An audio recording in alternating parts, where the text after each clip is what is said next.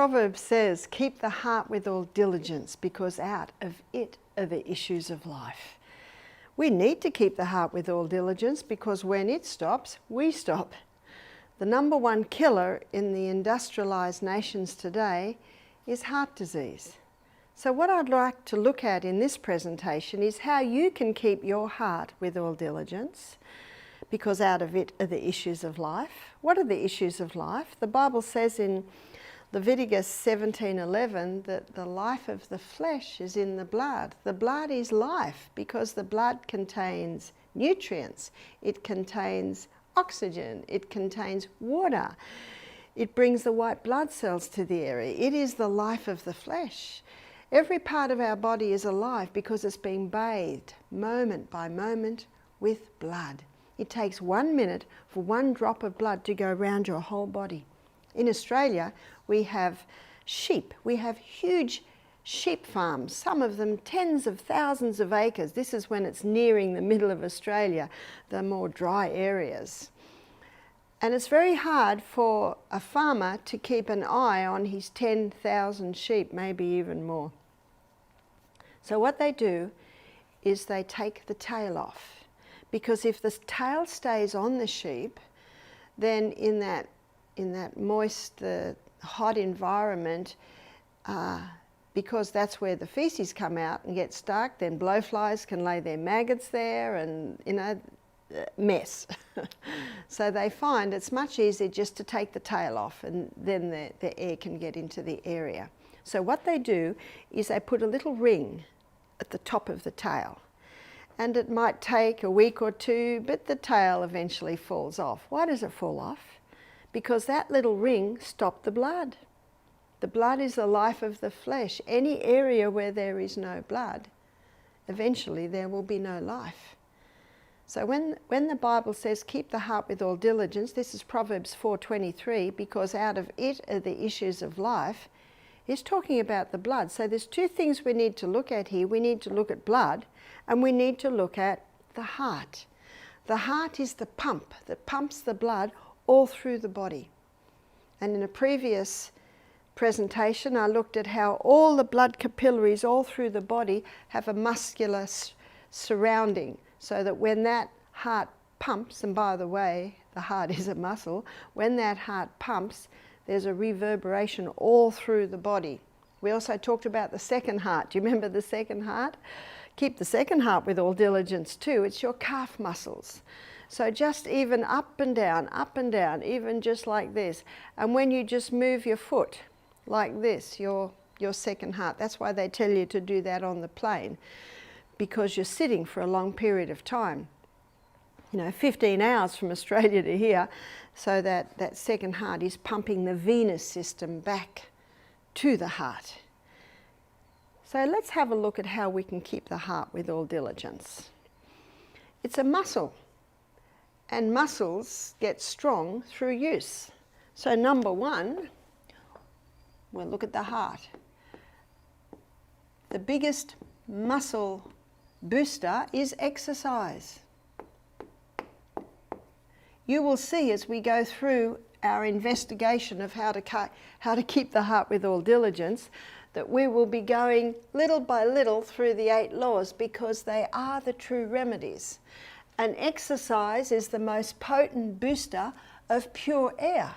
So every single one of those heart muscle cells needs to be strengthened by exercise, but also that exercise brings in that air. And you will remember from a previous presentation that if a cell has oxygen, it's going to give 18 times more energy. Let's go into the cell, because going into the cell shows us how this all works. So we've got the glucose coming in. It goes through a 20-step pathway, and the 20-step pathway delivers to us 2 units of energy. Now that is the anaerobic pathway. An anaerobic pathway is a pathway that doesn't use oxygen. It produces energy by the process of fermentation. The end result of that 20-step pathway is a chemical form of glucose called pyruvate. And pyruvate, as the chemical form of glucose, gets fed into the powerhouse, We looked at the powerhouse a few times. This is the glycolytic pathway, not using oxygen. This is the mitochondria, and the 8 steps specifically is the Krebs cycle, and it uses oxygen. So this is the aerobic pathway, and it gives us 36 units of energy. We also looked at how the membrane around the cell is a bilayered membrane. And inside that membrane are sodium-potassium pumps. And these sodium-potassium pumps are responsible for maintaining the sodium and potassium levels in and out of the cell. The highest concentration of potassium is found inside the cell. Sodium comes in its high concentrations outside the cell. Sodium is found inside the cell, but it is in smaller amounts. So it's potassium that has the highest amount inside the cell. And when our body is working as it should be, that functions very, very nicely. So what does exercise do? How does it strengthen the heart? It strengthens the heart by use. Because when you are exercising, you start to challenge every single muscle in the body, and it gets strong by challenges. The most effective exercise is the high intensity interval training. And the high intensity interval training is the form of exercise that has the most powerful effect on the heart muscle, because it has the most powerful effect on all muscles. The high intensity interval training are intervals of high intensity, intervals of recovery, and done for a cycle usually done for a cycle. So let's have a look at what Dr. Doug McCuff found in his book Body by Science. And he's a heart doctor, so he was looking for an exercise that was the most powerful in strengthening his patient's heart. He did it on himself first. He was very happy with the results. In fact, he was almost surprised at the results because of the effect that it had. The high intensity, he maintains, is the most potent when you do it for 30 seconds. And then you can have a 90-second recovery time. And that's usually done for a cycle of 6. So Doug McCuff says all you need is 12 minutes a day. Now I'm going to be very gracious and give you 15. 15 minutes a day. There are 24 hours in the day. 15 minutes is not much. If you do not think you have time to exercise, it's time to assess what you do with your time. Write down, if you don't think you have time to do this, you've got to write down, you've got to sit down, you've got to write down what you do with your time. How long does it take to eat? Doesn't take that long to eat, does it? I'm usually done in half an hour at the most. Sleep, oh yes, 8 hours, hopefully. Hopefully you are sleeping for 8 hours, and you'll find out that that's very important for the heart. So what else is left in the day? What else have you got? Because if you want to keep your heart with all diligence, it's a not negotiable. You got to exercise. So I'm giving you a form of exercise that, unfortunately, now you've heard this, you've got no excuse.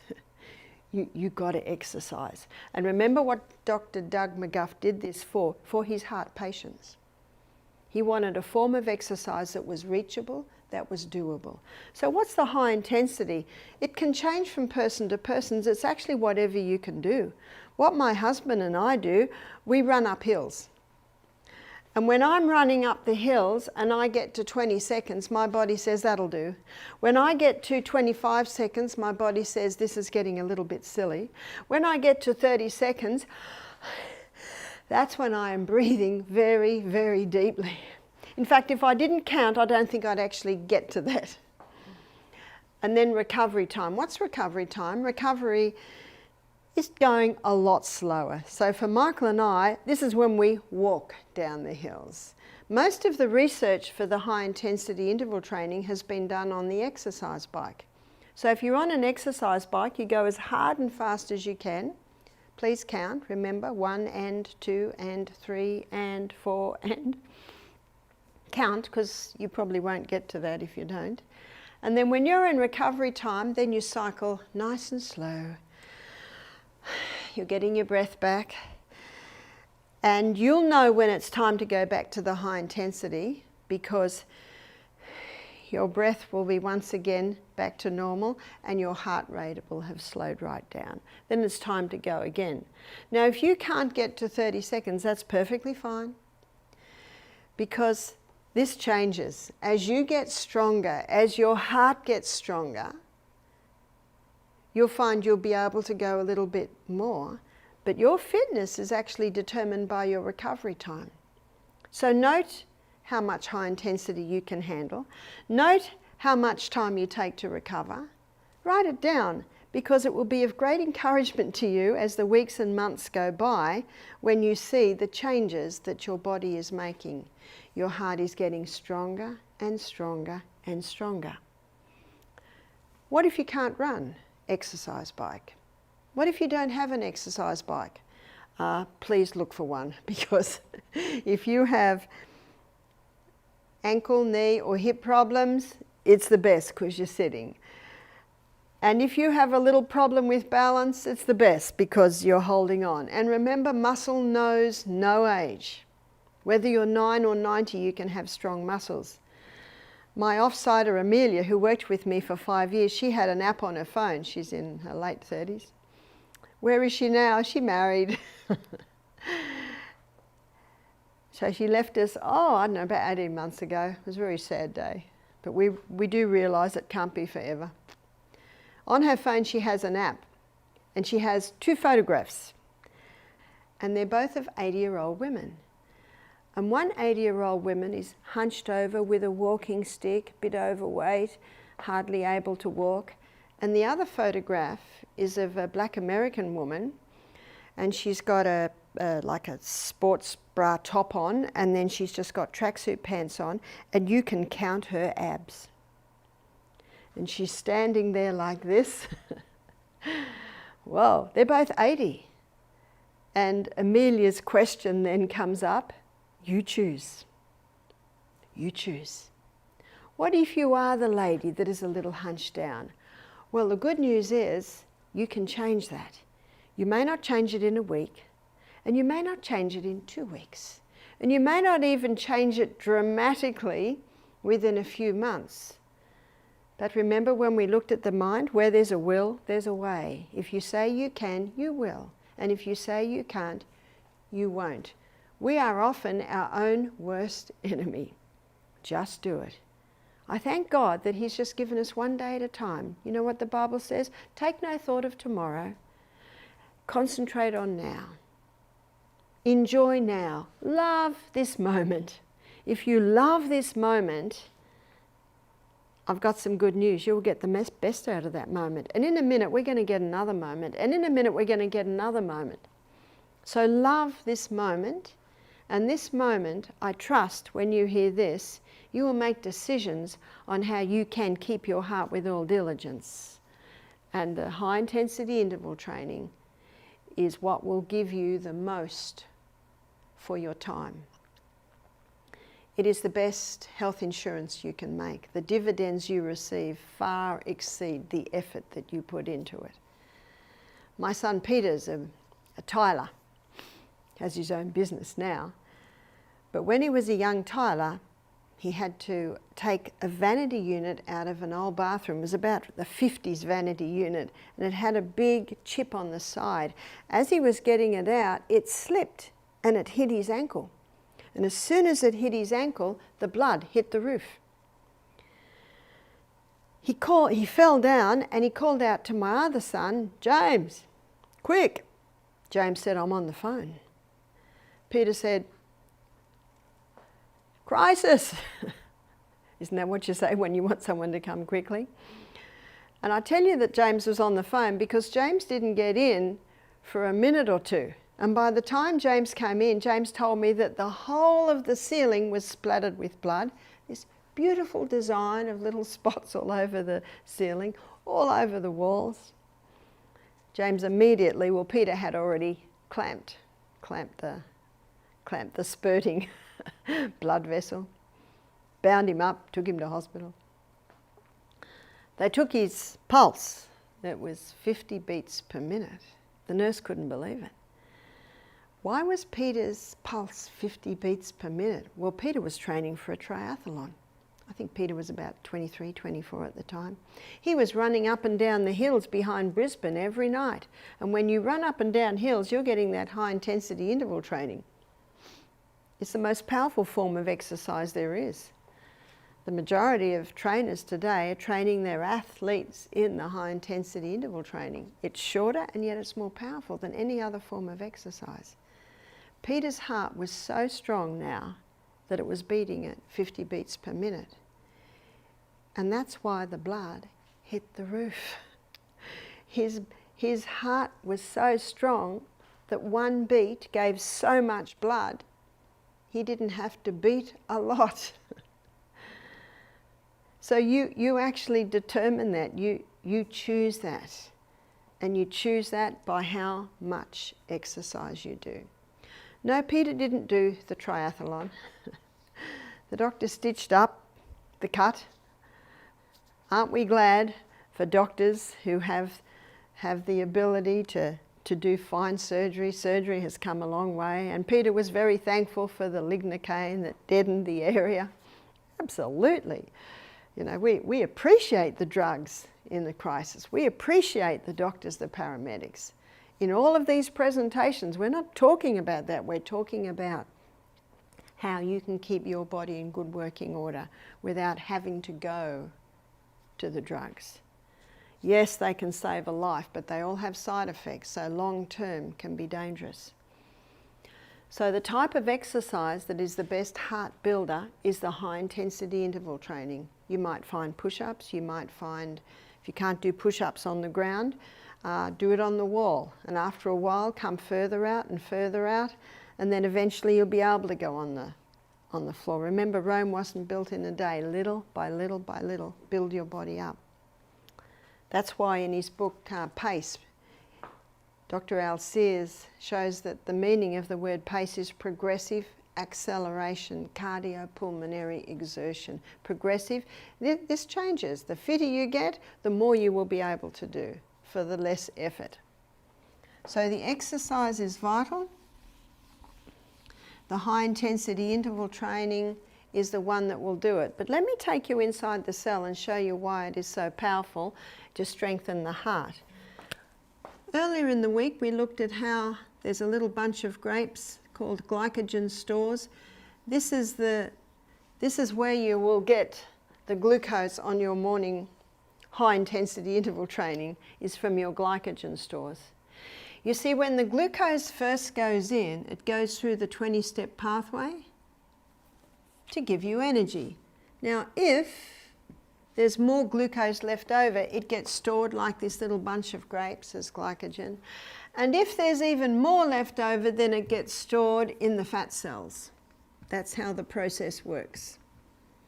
When you're doing the high intensity interval training, the glycogen stores start to get plucked. The 20-step pathway speeds up, and it's a very fast pathway. And the 8-step pathway speeds up, it's a lot slower.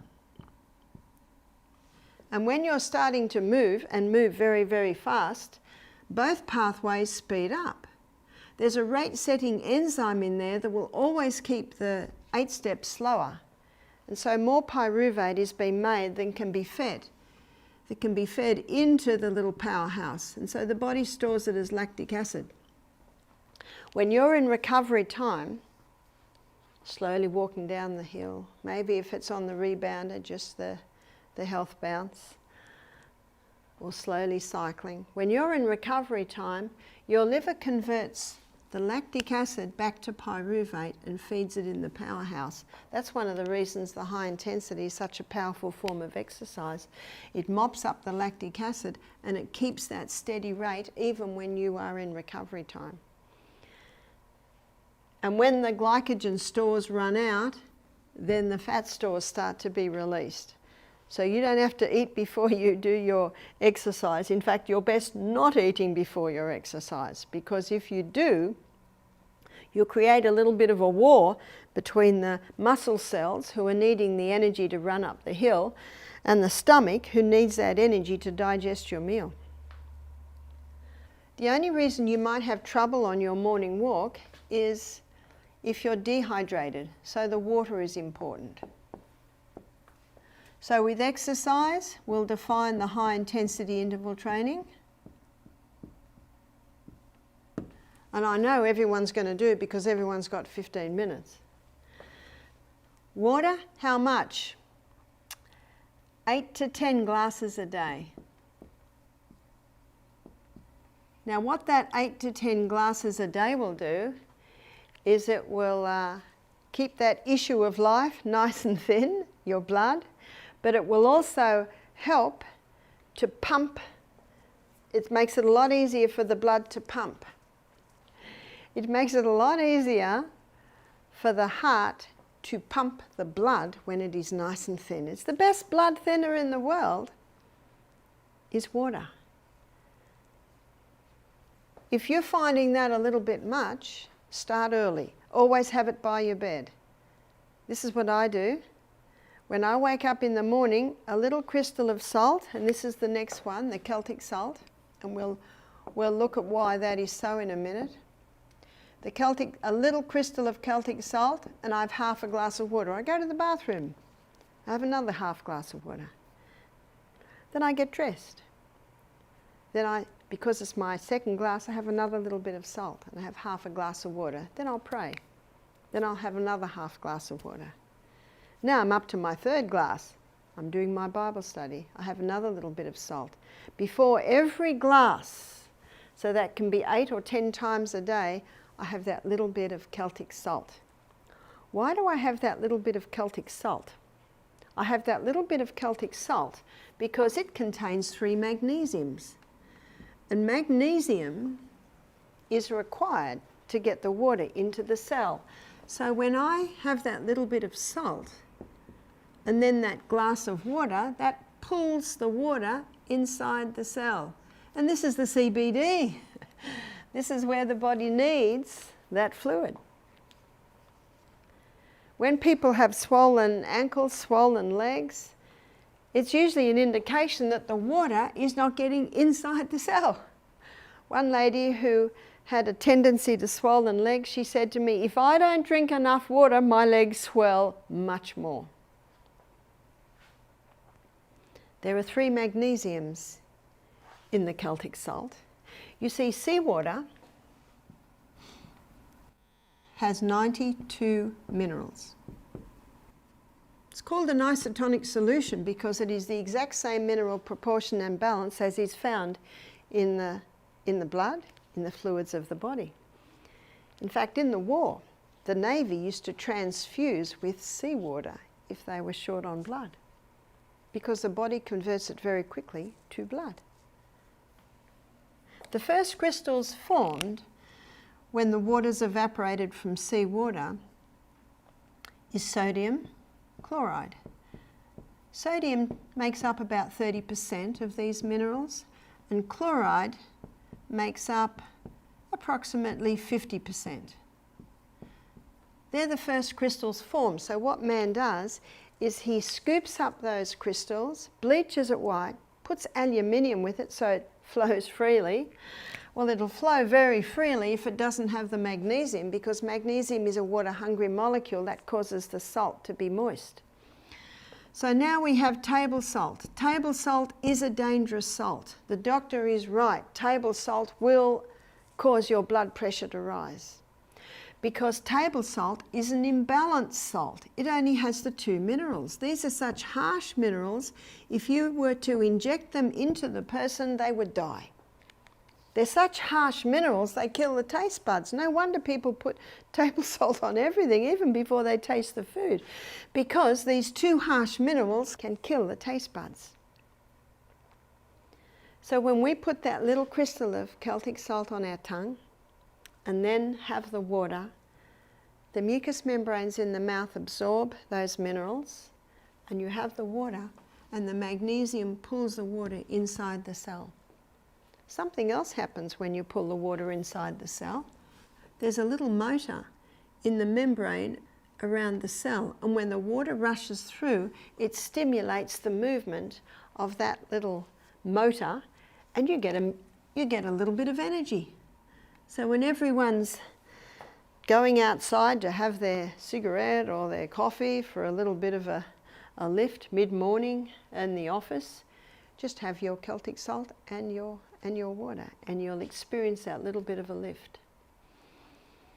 Dr. Lelangre is a French doctor who's written a whole book on salt. He says when someone comes to him with high blood pressure, he always puts them on the Celtic salt. You see, Celtic salt has 82 minerals. It's a balanced salt. It's salt the way God meant us to have it. In Matthew chapter 5, verse 13, the Bible says, "Ye are the salt of the earth. If the salt has lost its savour, wherewith shall it be salted? It is henceforth good for nothing but to be cast out and trodden under foot of men." Oh, strong words. If the salt has lost its savour. This is Old English. How does salt lose its savour? I'd like to suggest that this salt has lost its savour. It's lost the other 90 minerals. So where are the other 10 here? They're in such pico proportions, barely measurable, that it's inevitable that some are lost in the evaporation process. So I thought you might be surprised to hear me say the Celtic salt is important to keep the heart with all diligence, and even the issue of life coming out of it. Have you tasted your blood? It's salty. We need salt. Let me show you how table salt gets the blood pressure up. If someone's having table salt on everything and they're not having enough potassium, where do we find our potassium? In all your fresh fruits and vegetables. On our table we have salt and pepper. The pepper is cayenne pepper and the salt is Celtic salt. And cayenne pepper is quite high in potassium too. But there are a lot of people today that don't have many fresh fruit and vegetables, and they're having too much salt. So what happens is the potassium levels start to drop. And the sodium levels inside the cell start to rise. The potassium and sodium pumps are struggling to try and keep the balance purely because they're lacking potassium and there's too much sodium coming in. And osmosis and diffusion happens when the highest concentration merges into the lower. What happens when sodium levels rise in the cell? That cell swells. There's your high blood pressure. So the doctor is right. The table salt is a big contributing factor to high blood pressure. But the Celtic salt, it can help to balance the pressure in and out of the cell, thus helping to resolve high blood pressure. High blood pressure is one of the signs that the heart is not being kept with all diligence, neither the issues of life. So the Celtic salt is important.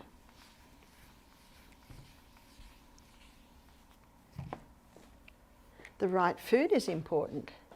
We should be having high fibre. High fibre, there's all your plant foods, especially your vegetables, especially your greens. Let me show you why the greens are very important. And in this bit, we're going to be talking about not only the heart, but also the issue of life, the blood. Here is the molecular structure of human blood. Here is the molecular structure of plant blood. They look identical, don't they? But there is a difference. In plant blood, the middle molecule is magnesium. In human blood, the middle molecule is iron. That's the only difference. So when you're having lots of greens, even to the point of drinking green barley every day, maybe some chlorophyll, super greens, you're not only strengthening the blood, you are increasing your magnesium. You are increasing your magnesium when you have the Celtic salt. Magnesium is the ultimate muscle relaxer. You see, your heart, it pumps because of calcium and magnesium. Calcium constricts, magnesium relaxes. Calcium constricts, magnesium relaxes. That's how it goes. So when you're having nice amounts of magnesium, it helps to relax the heart at rest. And in blood pressure, that bottom reading is what the doctor looks for. Your high one is your systolic and your low one is your diastolic. And when it goes above 90, that's when the doctor gets concerned. If you're ensuring adequate amounts of magnesium through eating lots of green vegetables, by having the Celtic salt with its 3 magnesiums, then that encourages the heart to relax more at rest. So back to food. What else in food? High fibre, generous proteins. So where do we get our proteins from? The Garden of Eden diet tells us very clearly. God said, "Behold, I have given you every herb bearing seed, which is upon the face of the earth, and every tree, in the which is a fruit bearing seed. To you it shall be for meat." This is the main substance. You see, the 3 essential food groups are fibre, proteins, and fats. So, seed, it's like the chicken's egg. What have you got in seed? They're your whole grains. What you've also got as a seed is your legumes, your lentils, chickpeas, lima beans, black-eyed beans.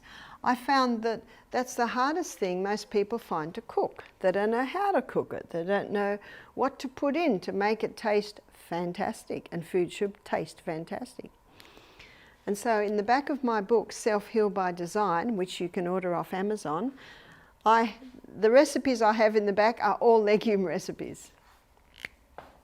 Your nuts and your seeds. Don't overdo your nuts. Try for about 8 to 10 per meal.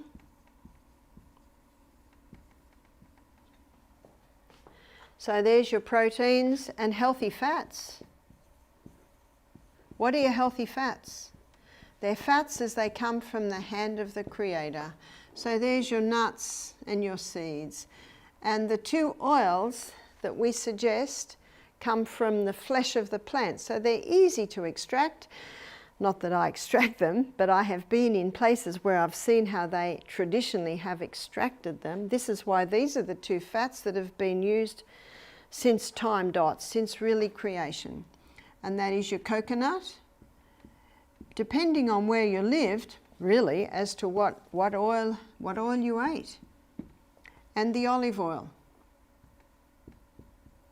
Ancel Keys, in 1953, first put forth the theory that fat causes heart disease, but it's never been proven. Dr. Malcolm Kendrick, cardiovascular surgeon, in his book The Great Cholesterol Con, he shows very clearly it's never been proven.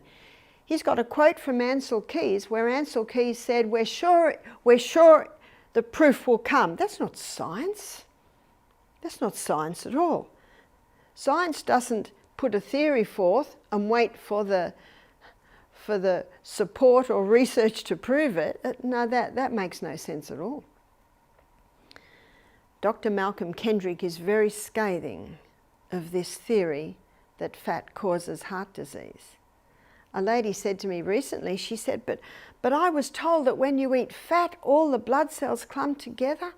I said, well, many years ago when I used to do a live blood analysis at our retreat, the fact is, over 10 years, I've looked at hundreds of bloods under the microscope. And the only time I see the cells, the red blood cells all clumped together, was when the person was dehydrated. That's how I know that water is the best blood thinner. And then I would say to them, I'm sorry, I can't look at your blood. The blood is so clumped. Have you had any water today? No, I didn't drink water because I was traveling and I didn't want to have to keep stopping. I understand that. I look at their blood a few days later, they're well hydrated now, and now the blood cells are all jumping around, hitting each other. So I know that it is not fat that causes the blood cells to clump. As when we looked in our fat lecture, there are fats that heal and there are fats that kill. Your killer fats are when too much carbohydrate goes in the body, releasing too much glucose. First of all, it goes to the cell through the energy cycle. Second of all, it is stored as glycogen. Remember the quick release glucose stores that we have here in our little muscle cell. And if there's any excess left over, and there usually always is in a very high carbohydrate diet, it gets stored as fat. In his book Wheat Belly, Dr. William Davis, he says this is like a visceral fat that the body particularly just dumps on the belly. That's why his book is called Wheat Belly. And when the belly's full up and the thighs and the buttocks and the arms, then it starts to go inside and starts to weigh down the internal organs, this type of visceral fat. That is not a dangerous fat, because we all have a little bit, but it's when it's in high amounts. The other types of fats that are dangerous are your animal fats. You see, the majority of poisons, environmental poisons, come in a fat-soluble state. So they're found in the fats of the animals when they're eating grass that's where the fences were sprayed last year with DDT, the glyphosate, the Roundup, and the animals are eating it, and then the person that eats that animal is getting some of those environmental poisons, plus your altered fats. There's your margarines, there's your heated polyunsaturated fats. If you want to look at that in more detail, please have a look at the Fantastic Fat presentation, and you will see it all in detail. But one of the reasons most people stop fat is because of Ansel Keys' theory, which again has never been proven, that fat causes heart disease. So what I'd like to look at now is cholesterol, because we are told that the fat causes the cholesterol levels to go up high, and the cholesterol blocks up all the arteries, and then the person has a heart attack. Well, 80% of the cholesterol that is made by the liver is made from glucose, and 20% of the cholesterol that is made by the liver is made from fat. Now you can see just by this information that it's not the butter on the bread, it's the bread under the butter, it's the high carbohydrate that is causing these excess fats, this excess glucose. There are two main types of cholesterol. One is high density lipoprotein and the other is low density lipoprotein. High density lipoprotein is called the good guy, because high density lipoprotein is the type of cholesterol that is taken back to the liver. It's the carrier. So it carries excess cholesterol back to the liver. That's why it's called the good guy. But LDL, poor LDL, it's called the bad guy. But what you've got to remember is the body doesn't make anything bad. We've always got to ask our million-dollar question, why? Why are they calling LDL bad? Let me show you. But first of all, let's define what it does. LDL is the repairer and the rebuilder. So you're always going to find LDL wherever there's a need to repair and rebuild. Let me show you how it works in the bloodstream. So let's look at one of the main arteries. Because of its low density, LDL is always on the edge. Because of its high density, HDL is always in the middle. Dr. Natasha Campbell McBride, in her book, Put Your Heart in Your Mouth, she's investigating the cause of heart disease. In her first 3 chapters, she defines everything that damages the little endothelium cells that line the arterial wall. Because margarine is a toxic fat, that fat can definitely damage the little endothelium cells. Chemicals, they're probably the most responsible, and she spends a fair bit of time defining all the chemicals. Probably the most common that would be in the food chain today is Roundup or glyphosate. They certainly damage the arterial walls. The chemicals that are in the cleaning products, the laundry detergents, please investigate what's in your shampoo. Most shampoo has sodium lauryl sulfate. Did you know that sodium lauryl sulfate can kill the hair follicles? Sodium lauryl sulfate is used in most shampoos to cause the foaming, so it all foams up when you wash your hair. We need to become private investigators and investigate all of these areas. So these chemicals are coming in and damaging the arterial walls. Chemicals in the food, chemicals in the laundry detergent. There are 4,000 chemicals in cigarettes. Mercury. Mercury is neurotoxic. It is also cell toxic, called cytotoxic. It can damage the endothelium cells. So who's going to plug up the holes? The repairer and the rebuilder. So LDL, already sitting on the edge, it comes along and it starts plugging up the holes. If it didn't plug up the holes, we'd just bleed into the tissues and that would eventually kill us. So can you see that God put LDL there for a purpose? But what's happening is the person doesn't realise what all of these things are doing to them. It certainly doesn't tell you that on the packet of your supposedly sweet-smelling laundry detergent. I'm sorry, but it doesn't smell sweet to me. I'm used to essential oils, and when you're used to the natural scents of essential oils and you smell some of those laundry detergents, they really don't smell very nice. So what's happening in the arterial wall? It's building up, up. Something else is happening. Dr. Natasha Campbell-McBride describes this. Many authors have also described it too. In our bloodstream, there are little protein molecules.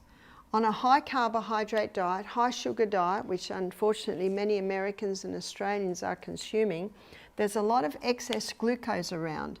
And that excess glucose, it sticks to those protein molecules and that becomes sticky. And it sticks to the wall, it's contributing to the build-up. And what happens is, this is the #1 cause of heart disease or stroke, is they get dislodged. And they get dislodged and they block. If the blockage happens in the carotid arteries, there's your stroke. If the blockage happens in the heart, there's your heart attack. That's the #1 cause. Is it cholesterol? To blame cholesterol for heart disease is like blaming the fire trucks for the fire. Like blaming the ambulances for the accidents. Well, they must have caused them. They're always there. Can you see the reasoning? No, cholesterol doesn't cause heart disease. It's the result of damage to those endothelium cells. So when you're looking at keeping the heart with all diligence, we need to also be looking at the fact that there are some things that must stop. So we looked at this when we looked at the temperance lecture, not taking anything into the body that will harm it and taking in moderation the good things. So what must stop? Your damaged fats. The margarine must go. If you're going to cook anything in oil, it must be in the coconut, which does not get damaged by the heat. So your damaged oils are very dangerous oils. It's also very important that you get all the chemicals out of your home, out of your life, out of your shampoo, out of your toothpaste. So the chemicals must stop. Alcohol. Alcohol is it's very dangerous to the body. The Australian Health Department, and they said this 15 years ago, there is no safe dose of alcohol. Alcohol damages the little endothelium cells. Alcohol is a toxic poison. It also thickens the blood. Caffeine. Caffeine it's one of the biggest causes of heart arrhythmia. Why does it cause heart arrhythmia? It causes heart arrhythmia or an unnatural heartbeat because when caffeine is taken into the body, it creates a crisis response. And you know, in a crisis response, everything's moving very, very fast. The other thing that can cause heart arrhythmia is the hybridized wheat of today. The hybridized wheat of today is very difficult to break down in the gut because it has such a complex protein or gluten structure, and it can put a little bit of a crisis into the body, even to the point that the heart is affected by it. So these things must stop if you want to keep the heart with all diligence. But I'm so glad that God has also given us herbs to restore. And there are some specific herbs that can restore, revive and heal. And that's what I'd like to look at now. So herbs. So we're going to make sure that this does not get mixed up with anything else. That's the stop. So we'll go over here to herbs. In Psalm 104 verse 14, God says that he gave herbs for the service of man. And the best heart herb is cayenne pepper. I've had some people say to me, but isn't cayenne pepper a stimulant?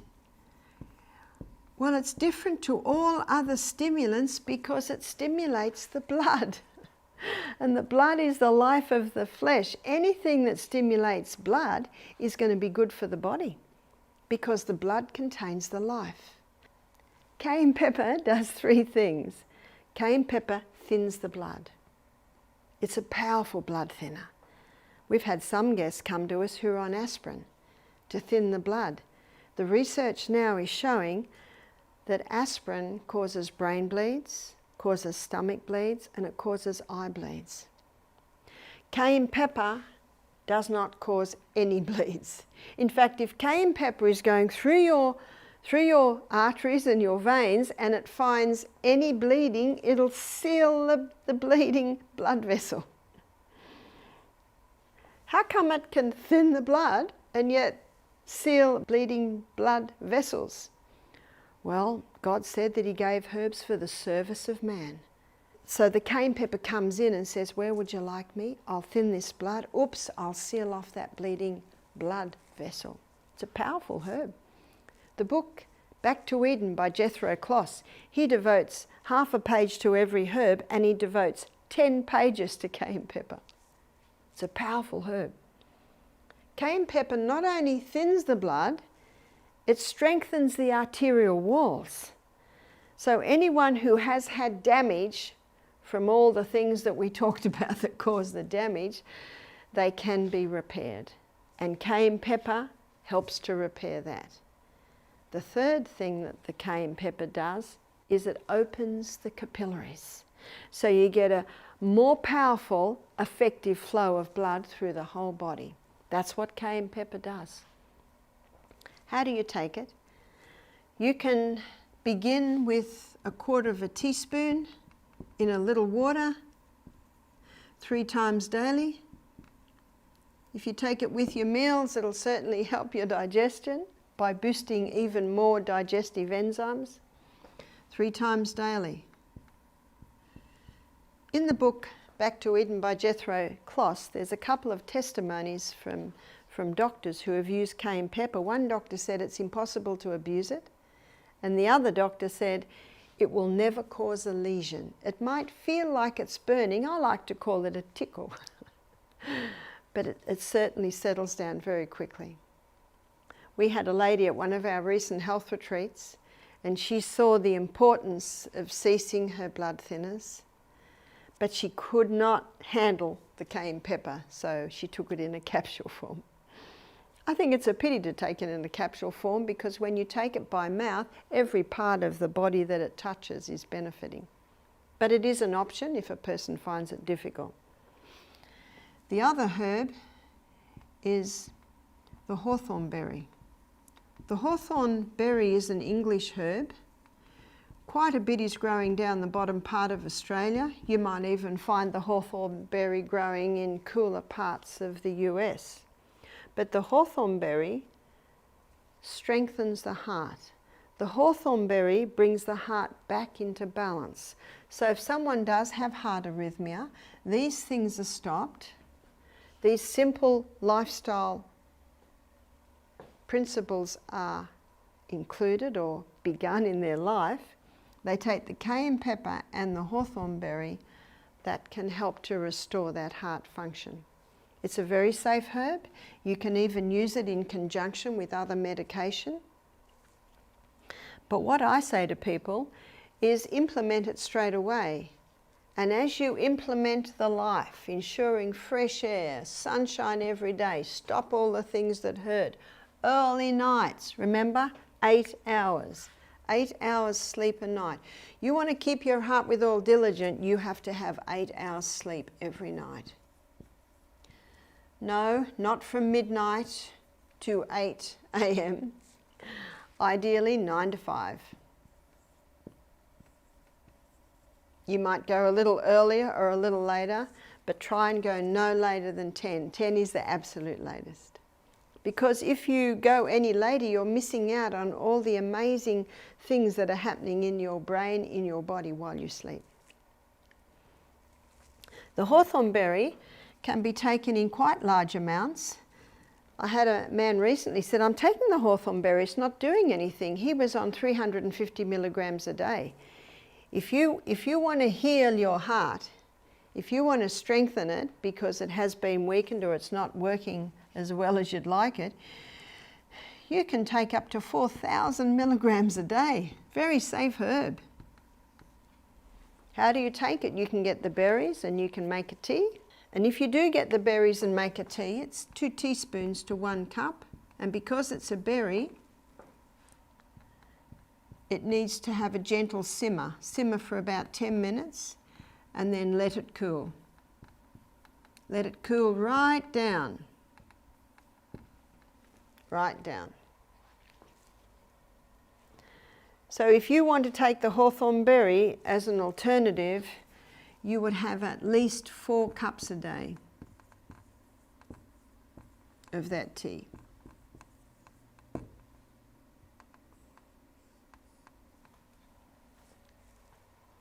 You can get it in a tablet form, you can get it in a capsule form. A lot of people find that just a little bit more convenient. I thank God for the herbs that can come in and strengthen and restore. Let me finish with the story of Henry, who came to our retreat. He was a retired judge. He was on many medications. He was on cholesterol-lowering medication. By the way, the side effect of that is memory loss and Alzheimer's, which I don't know anyone that wants. He also found that it took him a little while, but he got used to drinking more water. He started exercising. After 4 months, he contacted me. You see, he was on blood pressure medication, blood thinning, blood cholesterol. He was on a whole range.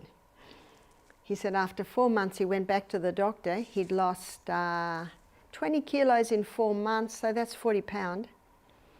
And he also had his blood pressure taken. His blood pressure was back to normal. His blood thinning was back to normal. Everything was back to normal. So his doctor took him off the medication. He implemented the life. He took the herbs, and his doctor took him off all the medication.